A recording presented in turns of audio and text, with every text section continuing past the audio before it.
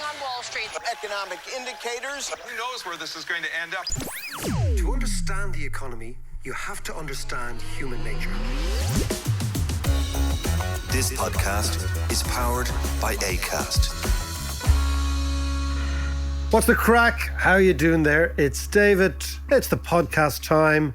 We've a little gem. It's kind of Brexit week, and I think you're going to like the chat that John and I have got coming up. How are you, Ed? I'm very good. What's the crack? Angry man this week. You are kind of angry man on the bus. Yeah, angry man on the bus. By the way, John sometimes ahead of the podcast turns into, it's just not right. I'm having none of it. What's making you angry this week, man? The student nurses. Go on, tell me more. No, I've been looking at this, and I know there's a lot of... I know the story. Go on. Yeah, there's a lot of disinformation about it as well. But in principle, you work, you should get paid. Simple as that. I'm with you on that. I'm completely with you on that. But the thing that really annoys me about this is there's a big hullabaloo about it. I know it's not as straightforward as it's been presented. There are a lot of... Yeah, and there's a touch of politics all about the whole thing. Absolutely. But in the whole context of COVID and all the rest, only 2 months ago, they voted in the Dáil for a pay rise for the junior ministers. And it's just kind of tone deaf. This kind of shit should be going on. I think that one of the big questions, John, is why, and it's a thing we should explore a bit more, why do certain professions get paid what they do? So why do things like, why do lawyers who kind of shuffle paper around, obviously they've got a purpose, right? Yeah. But if you compare that to an ICU nurse. Yeah. Right? And yet the disparity, economists, why do economists get paid more than nurses? Well, get paid at all, actually. Yeah. Well, Mac, why do economists get paid? But we'll pick that up, because if you think of, there seems to be a disparity between the common good that somebody does and how they get paid, and the individual good that somebody does and how they get paid. So if you think of lots and lots of frontline workers, particularly in hospitals, porters, nurses, all these people, right? They are constantly being pinned to their collars. And it is a way, actually, let's have that question maybe in a couple of weeks' time. Let's come back to that one. Yeah, and I think you're right, because that is something that, opens up a whole load of stuff. It's a little bit like, the other thing I'm always concerned about. Here we go. The other thing, this is and another thing. There's a thing on my mind, and I'm not prepared to think quite about it. I had a few pints last night. I got let out in the lockout, at the lockdown. I had a couple of scoops. I was talking to my mates, who, as you know, are the oracle of all wisdom. We were down in Conway's pub in Blackrock. There we were sorting out what else is on your mind, my friend? No, the whole thing about it, if you're talking about pay and doing work and getting paid for it, internships are hugely important for any company and for the intern themselves. But a lot of companies use it as free labour, which I think is shocking. And that's increasingly the case. Yeah. Because when we were younger, there was definitely not the same culture of interns at all. Yeah. Although Bill Clinton might have something to say about that.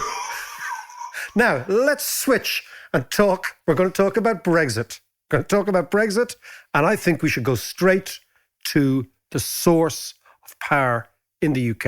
And let's talk to the chief economist of the Bank of England, a marvellous character, brilliant economist, great head, Andy Haldane.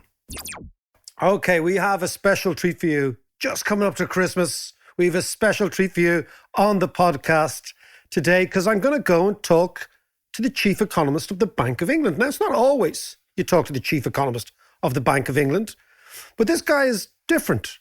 Firstly, we've been trying to get Andy over to Kilkenomics for the last 2 years. Last year, all was good. He was sorted out. And then suddenly, bang, what happens? Boris Johnson calls a general election. And in England, they have a thing called PERDA, which means you can't speak if you're a public employee, public sector employee, and certainly a member of officialdom. The opposite here is in Ireland, where they leak like bejesus ahead of the election.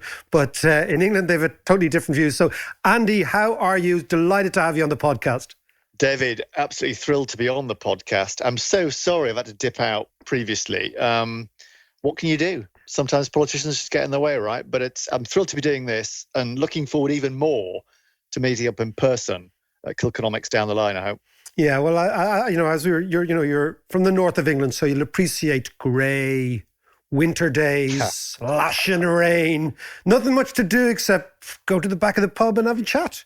So that's what's on offer. Well, that suits me just fine, actually, because a big part of my approach to economics has been basically wandering around, chatting to people from different walks of life to figure out what the issues are that matter most to them. So actually, this is just the sort of conversation that we as central bankers, we as policymakers should be having all the time with as many people as possible. You see, Andy, I'm going to pick up. Let's start on that, okay? Let's start on economics. We can go on to Brexit and policy and all that good stuff later on. But the idea of economics and the economics of the street and the economics of the common man and the common woman and the idea that economics at some stage, Andy, over our careers, took a weird juncture and went off into academia and started talking a language that is incomprehensible and forgot the idea that in actual fact, economics is nothing more, Andy, than the business of our everyday lives.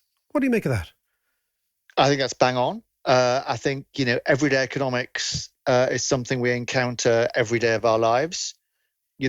Working, saving, spending, that is in the very bloodstream of who we are as individuals, and ought to be in the very mainstream of what we do when we study economics, but wasn't. We got bewitched, I don't know, by the science of it and forgot some of the art, forgot some of the human element, forgot some of the narrative, focus on the numbers and not enough on the narrative. And that cost us dear. I think it cost us dear 10, 12 years ago when we had the global financial crash because, the workhorse models that we use as economists, they fell at the first fence when it came to that really big event. I think, the economics profession has had a better COVID crisis than it had a global financial crisis because it's put people center stage. But I still think, David, there's huge amounts we need to do to build more of what is the core of other social sciences, anthropology, sociology, psychology, which is about speaking to people about what they think and why they are thinking that way. That needs to be much more a core element of how we go about our business, and certainly has been a core element of how I've gone about my business over the last 4 or 5 years, which it's been about spreadsheets, but it's been about numbers. Of course it is, because data matters. But the stories that people tell, the color, the context, that is all. I mean, to be honest, people were surprised by the Brexit referendum result.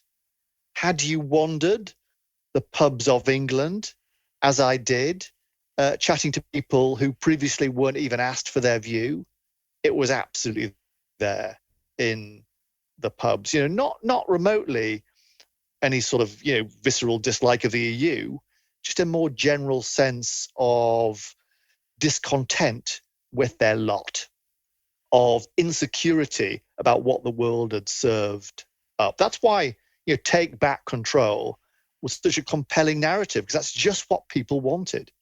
They wanted a bit more control over their lives in a very insecure world. And maybe if we'd spent longer up and down the pubs of the country having those conversations about everyday economics, we'd have had a better sense of what was coming. Now, can I ask you about everyday economics up and down the streets? Your neck of England, the northeast of England, you're from Sunderland. Sunderland was seen, or is now regarded as the sort of bellwether. What's happened? It's almost like we had a guy called Tom Frank, an American writer, on who wrote a book called What Happened to Kansas. It's almost the same sort of thing. What happened to Sunderland? I won't talk about Sunderland FC, but we might get there, the football club. But tell me about the north of England. What is going on there right now? What is the mood 4 odd years after the referendum, and what has changed, if anything? Yeah, well, I mean, I wouldn't want to generalize across the whole of the north of England, because as in every country in the world, I mean, there's bits that are working well, there's bits that are working less well. There's no question that in Sunderland, which is my birthplace, and indeed, as you mentioned kindly, my badly failing football club, that is a place that is not doing well and hasn't been really for the better part of half a century, truth be told. They haven't really ever managed to find a way of re-emerging once the industry that had maintained them for many centuries, namely shipbuilding, had disappeared. Of course, that's a story we see all the way across the Western world right now, of some cities thriving, but many more not finding it able to reinvent themselves for this new world. And that is definitely the story of Sunderland, and where the fortunes of the city have led, the football club regrettably have then followed.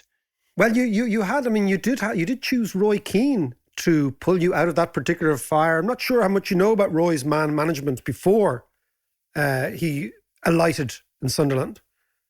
I think Roy's interpersonal skills, preceded him into the Stadium of Light at Sunderland, and I think he, by and large, he was true to form during his relatively short tenure there. Nonetheless, I mean, the truth is we had a long succession of unsuccessful managers, so Roy is merely one of a long sequence. I think what we see this all around the world, David, is we see these spirals of success. Successful cities, say, act as a magnetic force for people, for culture, for business, for finance. And that, those forces of agglomeration, so-called, mean that, bigger becomes even better over time. And that virtuous cycle among the super cities we see in reverse, centrifugal forces rather than centripetal forces in the struggling cities, in the struggling towns, in the struggling rural parts of whatever country it is that you occupy. We see a widening spatial gap between those forging ahead and those being left behind. And Sunderland, like many parts of Northern England, is in the latter category. That's a recipe for insecurity. It's a recipe for discontent. In that situation, people vote with their feet and have repeatedly. They vote for something that's different than the status quo because they've seen that movie. They've seen the old movie, and it always ends in disaster. They have opted for a different movie, and in large part, that's what the Brexit vote was about. So let's talk about Brexit, because this week, I mean, it's it's a crunch week for Brexit. I mean, we've heard that so many times, right? But we are down the wire now, Andy. We are right down the wire. Irish people have a variety of issues that have been kicked off by Brexit, that were lying dormant for quite some time. Not just economic issues, social issues, political issues, national constitutional issues, okay? Tell me, what do you think is going to happen? You're the chief economist of the Bank of England. You're sitting there, you're right in the middle of British policy making. What's your take on the whole thing? Yeah, well, I mean, I can't pretend I have any crystal ball on this, David. In fact, I think it'd be foolish for anyone to say they have any crystal ball on all this. I think it's important to distinguish two things. One, which is actually been the preoccupation of many people and most of the media right now, is what deal is done. Indeed, is a deal going to be done? That is in the lap, if not of the gods, then at least of the negotiators. It's certainly a pay grade many levels above my own. And that will ultimately be about compromises, both economically and politically. And, by the time this goes out, we may well know the answer to those questions. So I'll not speculate on where that will land, beyond stating the absolutely bleeding obvious. So that remains my central view and my central hope, and indeed that of, I think, every government across the EU, particularly important for the UK and for Ireland, given their strong bonds across every dimension imaginable, not least trading goods and services. There is, though, a question that is a bit easier to answer, and that's about what happens in the very near term. Because irrespective of what deal is done, it is the case that the UK will leave the EU customs union at the end of this month. In other words, very, very, very soon. And the act of doing that will mean that some natural barriers to movement of goods and services come into play. There will, for example, be border checks on certain goods. And we absolutely need to get ourselves in a position of being as prepared as possible, and indeed business being as prepared as possible for that change in the rules of the game when it comes to goods and people moving across borders. That may sound a bit boring. It actually is a bit boring. It's about having the right registration documents, registered in the right place the at the right basic time. ideas of you're going to be facing a situation where a geezer or somebody is going to put his hand up, stop the truck, and say, exactly, what was going on last week is not going on this week, and we need this, this, this, and this. That's right. And that risks upsetting goods and services flowing across border in a way that would affect all of our lives. Because all of a sudden, the stuff we might need might not be available or might only be available at a higher price. Now, the good news in all that, very important to get on the good news, David, those problems are fixable. They are tractable problems. They are logistical problems. They are bureaucratic problems that if we put our minds to it over the remaining weeks and days. Over the remaining 2.5 weeks that we have. Yeah, go on. 2.5 weeks, and people have been busy this year for understandable reasons. So I get why they may have left it late. But there's still time, I think, to try and iron out some of those bureaucratic problems, those logistical problems, so that when we do reach the end of the month and those border checks do come in play, there's less chance of them tripping us up. So that's the part of this where I think there's still, for us as policymakers, for us as businesses, for us as individuals, there's still stuff we can do short of the negotiation to make this difficult situation less difficult. Andy, let's talk about, so that's like the next couple of weeks, the next few months. I mean, there is a really serious chance that this isn't sorted out, in the sense that Kent will become a car park, all those sort of things we've read. What I want to ask you is, what we kind of started on there is, Brexit is symptomatic of something much deeper. That's what we were talking about, Sunderland. It's symptomatic of something that's gone wrong. I want to look at Britain, and what has amazed us as your closest neighbour is the sense that we want to figure out where does Britain go with Brexit? What is the plan? If Brexit is symptomatic of large parts of the country being left behind. Yeah. So what is the plan in order to get those parts of the country going again? Yeah. Well, that's a great question, David. I mean, it's a question even countries not dealing with Brexit are themselves wrestling with, which is, it takes us to those questions of inequality, which are many and various and long-standing. There's lots of different flavors of inequality, as there are many different flavors of Brexit, of course.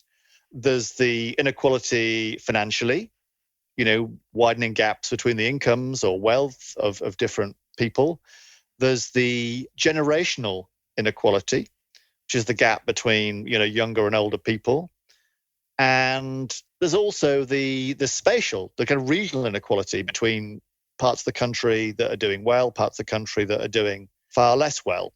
Now, pre-COVID, all three of those inequalities were at high levels. And in two of the three cases, they'd been rising at a rate of knots. So that was where we sort of landed, if you like, kind of pre-Brexit, pre-COVID. I think there's little question that you layer on top of that COVID and Brexit, and that has probably made a bad situation worse across most of those dimensions of inequality. So all recessions hit hardest the young, and this one will be no exception to that. It is hitting hardest the young, not least in their ability to get on the jobs ladder, first rung on the jobs ladder. It is hitting hardest those with fewest skills, which is likely to widen income inequalities. Funnily enough, it's possible that COVID might shrink some of the regional differences because, urban density was a real asset pre-COVID, but has become a real liability because of COVID. So it might actually be easier in future to more evenly spread the jobs, the activity, the wealth and the income across different parts. Let's see. I mean, to be seen, but it's an opportunity to do a bit more of what the Prime Minister in the UK, Boris Johnson, calls levelling up. In other words, getting those behind to catch up with those at the front. So to do any of those things, I think what were necessities pre-COVID, closing the inequalities, income, generational and spatial, has become a necessity in the light of COVID. And we need a plan to make that happen, to close those gaps, which were stretching the fabric of society beforehand, see Brexit, but which are stretching to the point of risking tears in that social fabric now. And that needs a plan, David. There's no magic in this. The thing is, there's nothing God-given about these inequalities. They are made by us, and they can be solved, or at least salved, by our actions. And we know that from international experience. There are many countries around the world that have found a way of closing those inequalities. And we need to look to them for inspiration for how we go about closing them too. Actually, there's lots of things we could do that I think would, in fairly short order, make quite a big difference, actually. We're going to list those in 2 seconds. Can I just ask you about England? How much do you think the class system militates against those solutions to narrow inequality? Well, I mean, possibly. I think, to slightly caricature, I think the class divide these days is less one about inherited wealth and inherited income, which was the kind of traditional class model, and is much more one about educational attainment. So I think there is a new hierarchy now, which roughly divides between, those that go to university and those that don't go to university. So Michael Sandel's let's explore this. Let's explore this Sandel a little bit more, because it is fascinating. Tell me about it first, and then we'll explore it a wee bit. Well, his book is called, and all the clues are in the title. Actually, it's called "The Tyranny of Meritocracy," and it's a kind of callback to a book written almost 70 years ago now by Michael Young. Yeah, the Labour politician, Labour peer and politician. That's right. Called The Rise of the Meritocracy. Now, he meant this, and the point was that we were moving away from a model where those that rose and those that fell was based upon their social standing and more upon their educational attainment, hence the meritocracy. Of course, now he meant this, he painted this as a dystopian vision of how the world might play out in 1950. But then generation upon generation of politicians, David, took the notion of a meritocracy to be the pinnacle, the dream towards which we should be converging. Including in the UK, Tony Blair, the Prime Minister in the 1990s, he very much built his view of the economy, of the educational model of society around this notion of meritocracy, failing, as Michael Young actually pointed out to him before he died, that actually what Michael Young was speaking about was the perils of going too far this route. Because I remember reading Young's book years ago, and it's set in 2030. It's a very unusual sort of construct. He sets it in the future and then thinks back, and he sets it in a sort of a dystopian Huxley-esque world where there is these kind of, it's like the clever boys in the class, the cleverest lads in the class are on top. But I suppose what's fascinating about the meritocracy is that if, for example, you have an aristocracy, as let's say you certainly had in the UK, at a certain level, the aristocrats kind of figure out that we're kind of lucky. This is an accident of birth. So there is a sort of there's almost a checks and balance on the aristocrat, because he thinks, Jesus, I was lucky, right? The guy who gets it on merit, who gets first in his class, or the girl who does that, they don't have this sense that I'm lucky. They have this sense that I'm special. That is absolutely right. And that is one of the key elements of the Sandel critique, that it generates that psychology, because I'm worth it, L'Oreal style, among those. David Ginola, I believe it was David Ginola. Was it David? And David Ginola as well. That's right. I'm just going to say, John, do you remember the ad, David Ginola?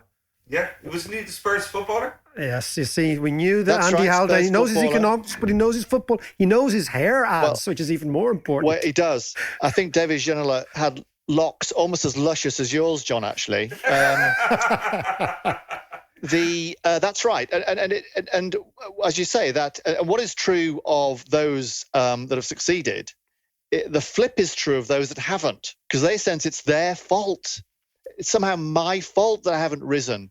I don't have the merit to rise. So it perpetuates and indeed amplifies this gap between those that often for reasons of pure chance or good fortune, or in some cases income, in fact, income is the biggest single indicator of who gets... Our daddy. Yeah. And in some ways, as Sandel argues, that makes a meritocracy even more perilous and widens the divides even more than an aristocracy. You know, and that's not the worst description of why we have had the three sets of inequalities that I mentioned. Because as I see it, David, I'm going to simplify massively, caricature actually. You know, we have a bunch of people on the academic high road. Let's call them people who go to university. Mm-hmm. And a bunch of people on the academic low road that don't. People on the academic high road tend to work for businesses that, because they have skilled people on them, do well. And those businesses tend to locate themselves in parts of the country that are doing well. And the flip is true of those caught on the academic low road, that they tend to work for companies who aren't necessarily especially innovative or productive and tend to locate themselves in parts of the world that aren't necessarily doing all that well. And those are all the three sides of the same coin. Because, of course, contrary to popular belief, coins have three sides rather than two. So that explains why we have the financial, why we have the generational, and why we have the spatial dimensions of inequality intimately interlinked in the way I've described. Those on the high road, people, businesses, places. Those on the low road, people, businesses, places. The first in that virtuous circle, the second in the vicious spiral. And because the centripetal and centrifugal forces are taking them ever further apart over time. That's a very simple model of how the world might work. So I'm a very simple bloke. But it's not the worst description of what is going on. And it also tells us what we need to do to start these plates, to mix my metaphors, spinning in different directions in future. Now, it's interesting you talk about, because I think that when I was younger, definitely the notion of a meritocracy, it was this kind of idea. I think the first fella said it was IQ and effort equals merit. So you have some smarts, you work your arse off, you get where, and you deserve it, okay? And as you said, the consequence is the other lad who doesn't do this doesn't deserve it. So it's not even circumstantial, it's actually almost ordained by some greater power. The difference is the fellas on the low road and the women on the low road don't have a stake, but they have a vote. That's right. And at some sense, democracy levels this all up, which is what you saw in the UK, what you see in certain parts of Europe, what you saw with Trump, etc. When I look, just commenting on the States briefly, I look at the Biden picks for the cabinet in the last 3 or 4 days, okay? And I'm looking on Twitter and seeing that people are giving them the thumbs up. And I'm looking at the editorial writers. The Biden cabinet looks to me exactly like the Obama cabinet, which was basically a more cosmopolitan version of the Clinton cabinet, which was the meritocracy squared. Do you think that the left, the liberal centre-left, can fix this meritocratic dilemma without actually promoting people who are not from Harvard, are not from Yale, are not from the Ivy Leagues, which seems to be the default position in the United States at the moment? Very interesting proposition. And the short answer is, David, I mean, I don't know. I hope so. I mean, your diagnosis is bang on. We have seen, right across the Western world, it's true in Europe, it's true in the United States, it's true elsewhere, something of a hollowing out in the centre-left stroke social democratic stroke Labour movements. And the common factor across all of those is that they have lost their working class base. They have not found a language or a set of policies that speak to those who historically would have been seen as being their existential core. And many parties across many countries have been wrestling with that dilemma for a number of years now. That's partly a question of policy and partly a question of personnel. My hope would be, we've seen enough, we've had enough of these searing experiences over the past several years across a great many countries. People have kind of woken up to the fact that they have not paid the attention they should have done to those that were their absolute core, spoke to the issues that matter most to people. So we have seen, haven't we, an increasing focus on issues of locality and community, and to an extent, identity. And, that in their more extreme forms, they can tip over into, xenophobia or even racism. But that people have a sense of pride in their locality is no bad thing. And politicians recognizing that often the only thing people have left is their own neighborhood and their own community, I think is a very important lesson that I hope is acted on and heeded. So I don't know the answer to your question about whether the same old faces can deliver a different set of policies, but I certainly hope they can, because the issues are no less important than when we set off down this path 5-10 years ago. Now, it's funny you mentioned 5-10 years ago. About 10 years ago, we're on the related area, Andy. The world, the central banks said, okay, we've got this financial crisis. We didn't see it coming. It blindsided us. We'll try and forget about that. We'll paper over that crack. But what we'll do is we'll reduce interest rates. We'll cut the price of money to zero, and we let monetary policy, let's get a little bit wonkish, do the heavy lifting. And we will combine that. Well, certainly in the UK you did, well, we did as well under our own IMF austerity, which was kind of austerity squared. But you did the austerity thing, right? To what extent, and let's talk about macroeconomics here, does reducing interest rates at a time when the banking system doesn't pass them on to the average character just amplify this inequality because it pushes up asset prices? And after all, who owns assets? Rich people. Or they own loads of them. And the reason the poor people don't, the reason that people are poor is they don't have any assets. To what extent are we continuing to waltz up this cul-de-sac, despite our conversation about what could be done and should be done, that we're still dropping interest rates to zero, and until very recently, we weren't actually spending on the fiscal side? What do you think will be the mix in the next couple of years between fiscal and monetary policy? Yeah. Well, we're definitely entering the nerd zone now, David, which is my, of course, preferred habitat. Likewise. So you're right. I mean, you back up 10, 12 years ago, huge amounts of central bank action, monetary policy action, interest rates cut, and lots of this thing called quantitative easing, purchasing of assets. I'd say of necessity because the economy was collapsing. And, in the language some people have used, central banks were the only game in town. Without that, a bad situation would have been even worse.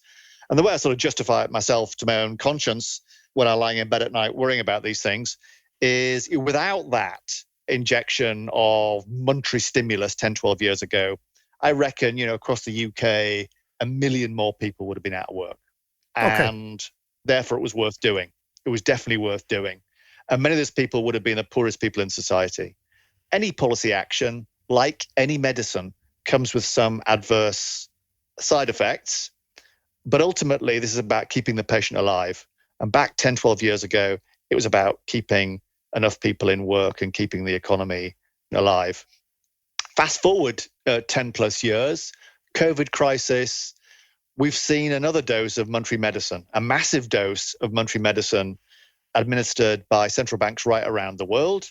Differently this time, however, it's been administered alongside a huge dose of fiscal medicine as well. In fact, in many countries, it's the kind of frontline responsibility, the primary role has been fiscal. And that's because, government policy actions, whether it's, protecting jobs or providing grants to businesses that are struggling, I mean, that speaks much more surgically to the source of the problem. It's much quicker. It's much quicker. It gets to the source. And again, it's politically, it strikes me, if you're a politician, and you're giving out largesse, and I think it's the right thing to do. I mean, you imagine trying to do this vaccine with no fiscal policy. You imagine, these are basic things. You've got to spend money. To what extent do you think that this is the world we're in now? So if you look at you and yourself and myself around the same age, we came into economics at the same time. There was a whole ideological set of baggages that we had to pick up and put in our back and accept in certain ways, certainly if you worked in central banks, okay? And it was largely government spending bad, interest rate cuts good, this is how we'll fix the world. Now, we seem to be at an inflection point that we're going on to a totally different worldview, which could be quite interesting. I think there's definitely been an ideological shift over the period from the global financial crisis to now, to the COVID crisis, David, I'd say. And there's been a greater willingness and a greater tolerance for, fiscal action, fiscal expansions, government spending to help support economies when they find themselves in the doldrums, as all of our economies have found themselves over the course of this year. And the fact that we've been able to, lasso together the monetary bits and the fiscal bits has given us greater bang for our buck than we otherwise would have had. Those two acting in partnership has helped protect more jobs, helped protect more incomes, and led to better outcomes for people in the economy, whether businesses or individuals. I'm very confident about that. And I have zero apologies about those things having happened, because the alternative, as far as I can tell, would have been things being a whole load worse. Now, it begs questions of the future, right? Which is, where do we go from here? Now, my hope is where we go from here, in the immortal words of Yaz, will be the only way is up. I hope that's true. Do you want to see it? Later on, maybe at Kilconomics, after some of the black stuff or two, David, I can have a bash at that. I don't know all the lyrics anyway. Well, by the way, that is now a given. Andy Haldane on a stool singing "The Only Way Is Up" with full Yaz movement. The full Yaz and the plastic population, of which you can be one of the plastic population, David, if you don't mind. As could John, if he's there at the event. Oh, wait. John just said... Did you really? Oh, no way. Yeah. No way. Oh, come on. Forget the economics. That's just too good. That's too good. I worked with her after that track. No way. I can't remember the name of the track. You presided over the decline of her career as a sound engineer. John, the kiss of death. Tell me what she like. Tell you what, John. She was lovely. I'll just cross them and you nod them in. It's almost like, he's the Kevin Phillips of sound. It's a Kevin Phillips of sound. It's almost like we've practiced this. Seamless. Well, that is remarkable. Well, you're definitely in then. There's no way, John, you're escaping. If I'm embarrassing myself, the least you can do is contribute. Okay. So, where are we going? Where are we going? Well, I'll tell you where we're going. I mean, fingers crossed with the vaccine news, which is unbelievably good news. And we should rejoice good news, by the way. We've spent 12 months, fretting over the bad. We should absolutely rejoice in the good. Really important for economic reasons as well as sort of psychological reasons that happens. But on the assumption that leads us, to a position of hopefully quite rapid recovery. There will be questions about where policy goes from there. Far be it from me to be speculating on what that might be. I mean, there is going to have to be How do you mean far be from you? You're the chief economist of the Bank of England. It's in your lap. But yes and no. I mean, parts of it are, if not within my lap, then sort of within my grasp, and that's the monetary bits. But of course, as you know, having been one of them in a previous life yourself, David, one of the rules of central banking is never to cross the line into talking about fiscal policy if you can help it, because that's none of your business. And as soon as you do that, of course, then the politicians feel that it's fine to start talking about central banking, and we get rather uppity about that sort of thing. So I'll not talk about specifics, but what I would say, though, is there's two handoffs going to be necessary policy-wise next year. And the first of them would be the very, very obvious one, which is that, as the economy recovers, as demand among businesses and households picks up, they start saving a bit less, and therefore the government can start saving a bit more while still keeping the economy growing. That's one handoff, classical handoff. The government fills the gaps when the private sector won't, but as soon as the private sector fills the gaps, government can step back. A second one, though, less spoken about, equally important, which speaks exactly to your points about inequalities and growth and all things bright and beautiful, is the handoff from government spending to pay people's wages or to help support businesses. In other words, spending for today versus spending for tomorrow. In other words, investing in stuff like skills and schools and roads and broadband and all those things that will stop those vicious circles becoming worse over time. And that is the second policy handoff that's going to be crucially important, which is making those investments to turn the tide on those inequalities. Briefly, Andy, because I know you're probably going to have to fly. One question: what do you think of cryptocurrencies? You're in an institution that's been issuing banknotes since, I don't know, 1655 or something, 1670. What do you make of crypto? Well, so we kicked off as an institution in 1694, although, truth be told, we only had a monopoly on the, very nice thing, by the way, monopoly, on banknotes from 1844. So we've only been at it, as a monopoly provider for a mere, 170 years or so. What do I think about it? Well, important to distinguish two things. There's cryptocurrencies, crypto assets, of which Bitcoin, of course, is the archetypical example. That's not really a currency at all, is it? It's just a speculative asset, really, backed by fresh air and a neat piece of blockchain technology. It's not stable in value, which is one of the crucial aspects of anything that could count itself as a money. There are separately, though, emerging in the undergrowth, a whole bunch of not so much crypto assets, but of private sector issued currencies, stable coins, so-called, which are digital rather than physical, and which are stable because they're issued with and are backed by something concrete, not by a bit of code, but by a real asset, like a government bond. Give us an example of that. Well, I mean, the one that's best known is the one that hasn't yet been issued, but which has been much discussed by Facebook, called Libra, the Libra stablecoin, which would be a private sector issued, because Facebook's private sector, digital currency backed by a pool of safe assets so that its value could be assured in a way that a Bitcoin cannot. And, here's the good news. Financial intermediation hasn't been known for moving at the speed of light when it came to innovation and technology until about 10 years ago, when the global financial crisis gave it the hurry up, basically.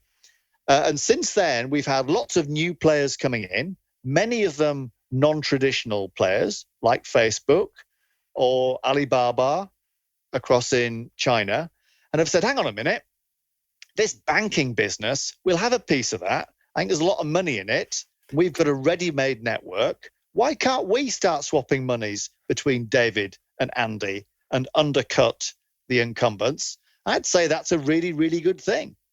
It means the cost of financial services is cheaper. It doesn't cost you and I as much money to send it between ourselves.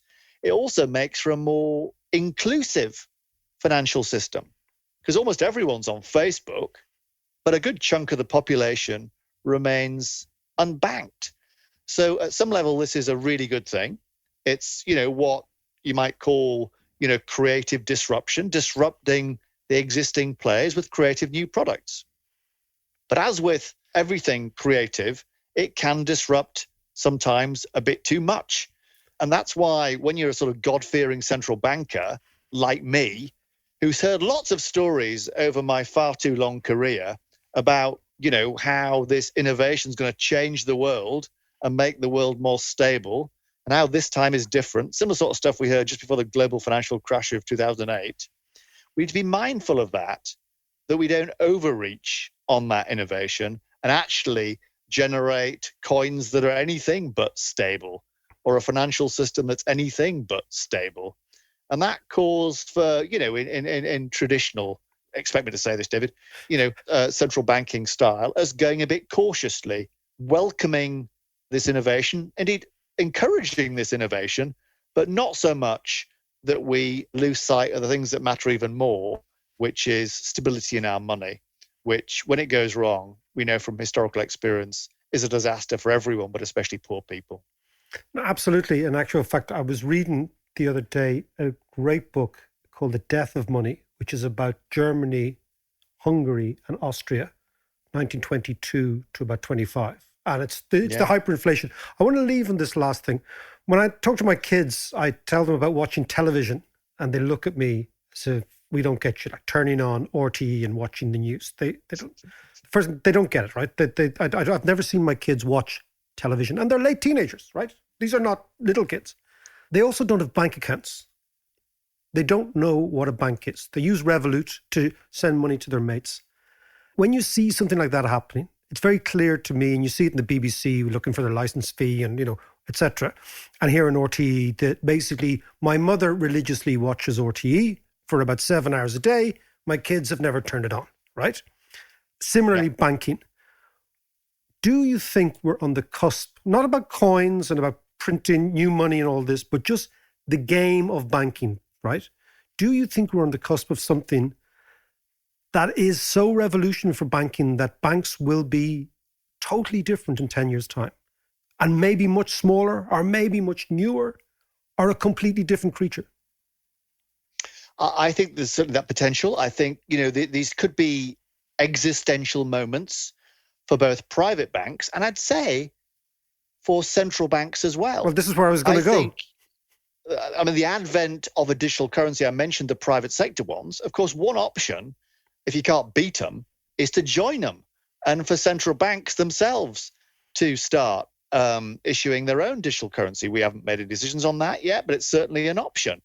If that were to happen, that would be existential as that moment back in 1844 when the Bank of England was first given monopoly over issuing, in that case, physical currency as distinct from digital currency. Could we see technology unbundle banks? We've had now for about 800 years, we've bundled together in something called a bank, a bunch of money on the liability side and loans on the asset side of a bank's balance sheet. Now, with hindsight, that was a slightly odd thing to have done, wasn't it? Because money is immediate and its value is certain, and loans are long-term and their value is very uncertain. Yeah, they're just IOUs. They're just IOUs. So there's a historical big mismatch between the characteristics of the liability side of the bank's balance sheet, money, and the asset side, loans. And that's why we have banking crises, and that's why we have banking regulation. I've just explained banking crises and banking regulation in 30 seconds in terms of the stapling together of two slightly odd things. It's possible that technology could unbundle those things, that the institutions that are the repository of our money are not the same institutions that are the repository of our loans. And it's possible that may make for a more stable world, because you're no longer stapling together two things that are really quite different. So I think there's huge potential there for technological shifts. They will only happen, David, to your point. I have teenage kids as well. Change happens when the technological and the cultural or sociological come together, right? Yeah. It's never technology alone.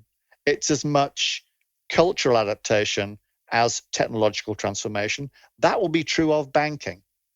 That will be true of the way we work, where again, we've all gone through a massive transition this year, or many of us have gone through a massive transition this year. Funnily enough, I'm coming from the north of England, from a poor part of the north of England and from a working class background. I am genetically pessimistic, David.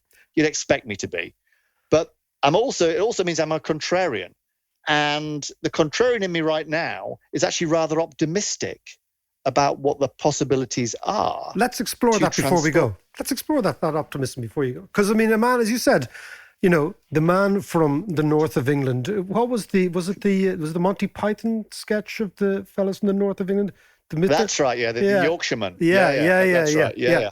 No, well, I've been playing to that stereotype most of my life, David, you'd be pleased to hear. Listen, if it works. If it works.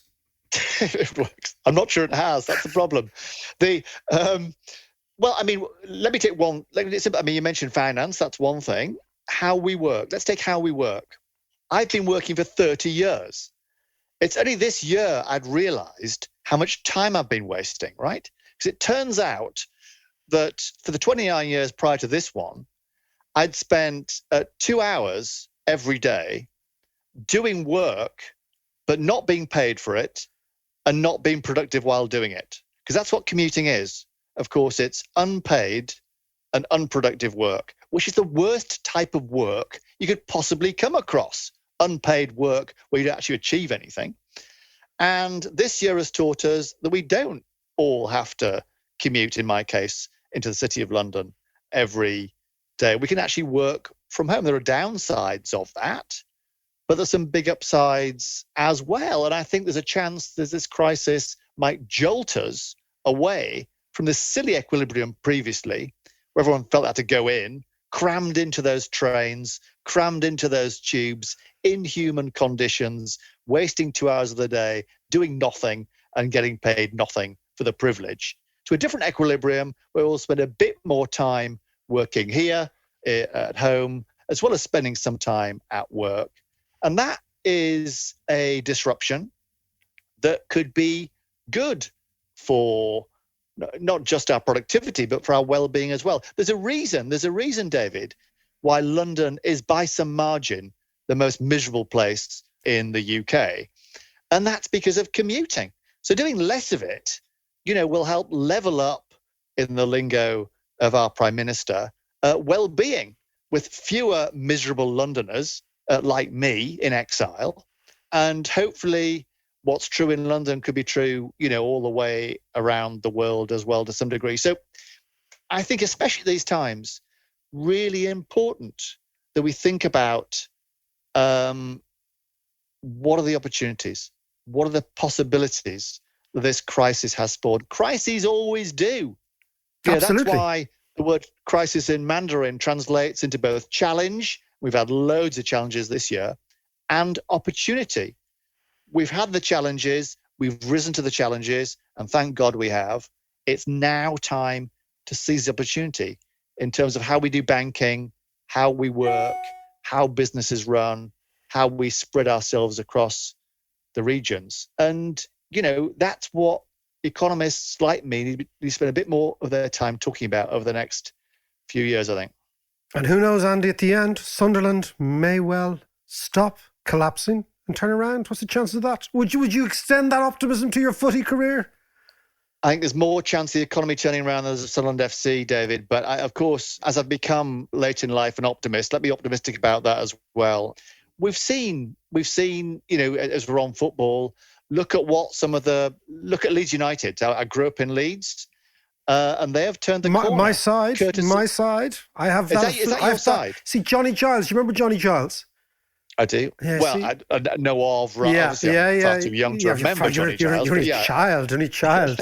But at the age of 4, you make a commitment. You buy the scarf, you watch Match of the Day, and it's been a crucifix for 3 decades, 4 decades. But now it's the Renaissance. Renaissance back with it's one of the reasons many countries have problems with growth and with productivity is down to management. And Leeds United is a classic case of how management can really make a difference, because Bielsa is a man of some genius, I would say. And he's also a man rooted. He is the man that wanders around the pubs, understands what the supporters are thinking and saying, as well as what the players are feeling. And that explains a large part of his success, I think. And the great thing about football, it is the international language, so he can't really understand people, but he knows the passion. It's actually funny. Last week, we had an old mate of mine who was the former economics minister of Argentina on talking about Maradona. Maybe next time, Andy, we'll have you talking about Gaza. Very happy to. I mean, I'm a man who's well capable of torturing a metaphor, David, as you might know. And the Gaza one, in some ways, Gaza is a metaphor for some aspects of our economy right now, because, obviously acts of individual genius from Gaza, not necessarily accompanied by huge amounts of dedication always to the cause.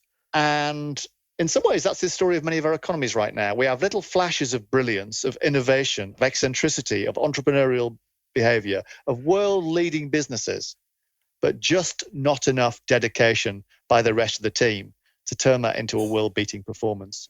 So looking ahead, you know, could we build a team Bielsa style where everyone can play?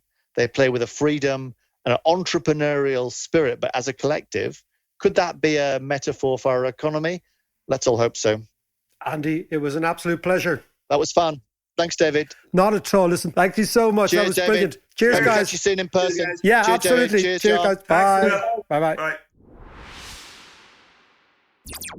Yeah, he's very optimistic about Leeds there, isn't he? He is. Well, you see, I had him. He's obviously clearly paid off. You know, he's like in a, we can, it's a full thing. It's the Argentinian, as we were talking about last week, the Argentinian manager, the Yorkshire club, the fact that I committed early doors when I was 4 years old. But do you know what he's? But yeah, and do you know what he's incredibly casual for a man of such stature. Well, what I love about, I think it's a sign of enormous self-confidence to have the willingness and the ability to talk openly. Most senior economists, right? And I know a few of them, cannot talk openly. And they hide behind this perception that we know things that you don't know. What I call them is nose tappers, right? Like they tap their nose, right? And say, if you just knew what I knew, if you just knew what I knew, but I'm in the inner circle and you're not. And that's how I get my power. Yeah. Right?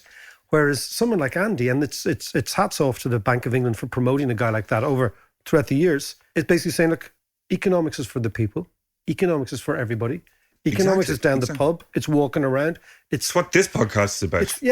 And it's very unusual to have a guy in such a senior position to have that philosophical outlook. And it's about philosophy. It's about the way you see the world. Yeah. So, you know, I thought what he was saying was really fascinating. But do you know what? There's so many points in what he was saying there. Everything from the meritocracy, which I think was fantastic, technology and culture, the banking crisis, cryptocurrency, all of this. We're never going to get to talk about all this now. So why don't we come back to this interview on Thursday and talk about all those yeah, points. No, I think definitely. Especially the one where he's talking about using Leeds as the template for building a new economy.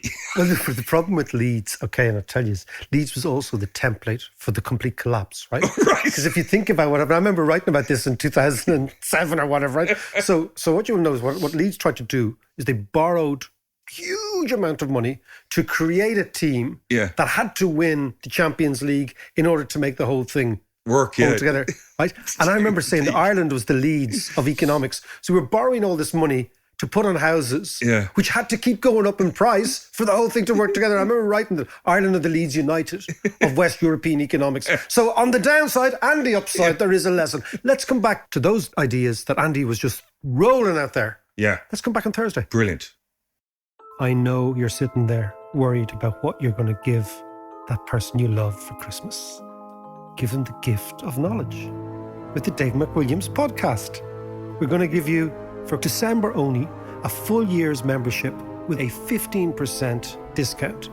So for that person you love, who loves economics, loves learning, loves the crack, loves all this carry on, Dave McWilliams podcast, Christmas special present, patreon.com/Dave McWilliams.